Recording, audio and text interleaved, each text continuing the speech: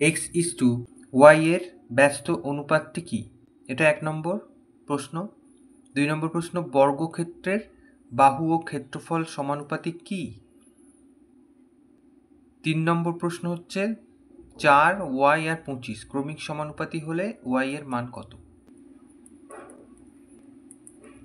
তাই যখনই ব্যস্ত অনুপাত জিজ্ঞেস করা হয়, অনুপাতের পদ দুটোকে উল্টে দিতে হয়।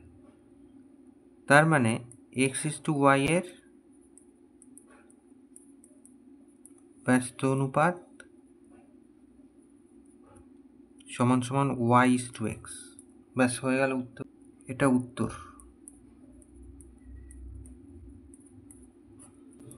পরেরটাই বলেছে এই যে বর্গক্ষেত্রের বাহু ও ক্ষেত্রফল সমানুপাতিক কি?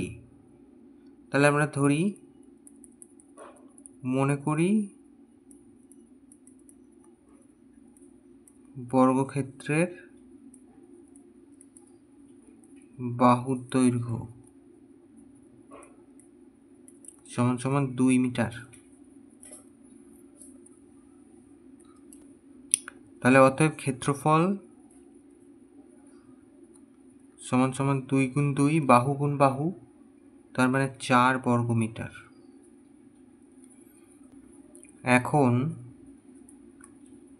ধরা যাক বাহুর দৈর্ঘ্য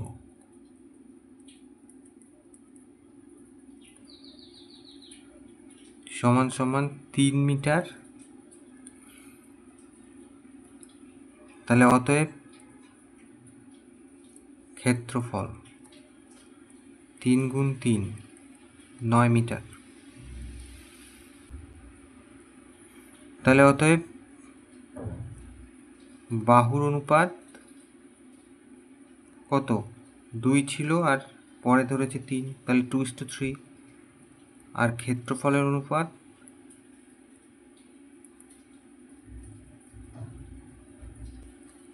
আগে ছিল 4 আর এখন হচ্ছে 9, তাহলে 4:9। তাহলে দুটো অনুপাত আলাদা।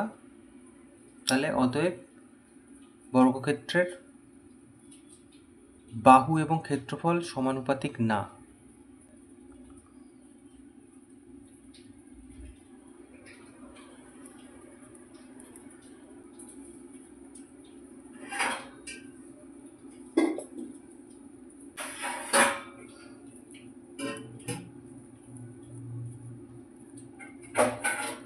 এটা উত্তর।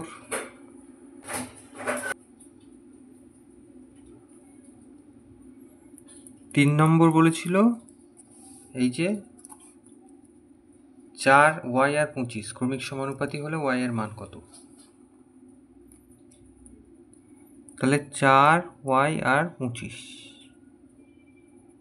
ক্রমিক সমানুপাতি হলে কি লিখব? প্রশ্নানুসারে ক্রমিক সমানুপাত হলে কি হয়? প্রথম দুটোর অনুপাত আর লাস্টের দুটোর অনুপাত একই হয়। তাহলে এই যে 4y সমান সমান y/25। তাহলে y এর মান বার করব, কোনাকুনি গুণ করছি, y² সমান সমান 100, 4 25 100। তাহলে y মানে কত? 100 বর্গমূল। একদিকে স্কোয়ার উঠে গেলে অন্যদিকে বর্গমূল হয়ে যায়। তাহলে y মানে হচ্ছে 10। তাহলে অতএব নির্ণেয় মান সমান সমান 10। এটা উত্তর।